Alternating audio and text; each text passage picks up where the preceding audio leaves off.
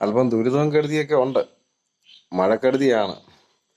ഈ പറയപ്പെടുന്ന രീതി വീടിനകത്ത് ഒരു വെള്ളം കയറിയില്ലെന്ന് പറഞ്ഞാൽ ചുറ്റുവട്ടത്തൊക്കെ വെള്ളം വന്നുകൊണ്ട് അതിൻ്റെ ആ തിരക്കൊക്കെ ഉണ്ടായിരുന്നു.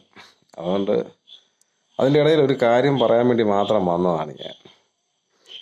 ഈ വെള്ളപ്പൊക്ക സംബന്ധമായ ദുരിതാശ്വാസ നിധിയിൽ നിന്നും വെള്ളം കയറി നശിക്കപ്പെട്ടിട്ടുള്ള വസ്തുവകകൾക്ക് അല്ലെ ആ കുടുംബങ്ങൾക്ക് ധനസഹായമുണ്ട് സർക്കാരിൻ്റെ ഭാഗത്തു നിന്ന്.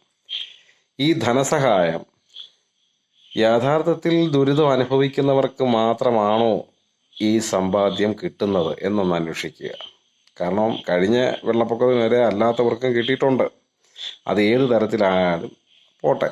പക്ഷെ ഇനി അങ്ങോട്ട് ദുരിതം അനുഭവിച്ചവർക്ക് മാത്രം പണം കിട്ടുന്നതിന് വേണ്ടി ശ്രമിക്കുക ജനപ്രതിനിധികളും സന്നദ്ധ സംഘടനാ പ്രവർത്തകരും.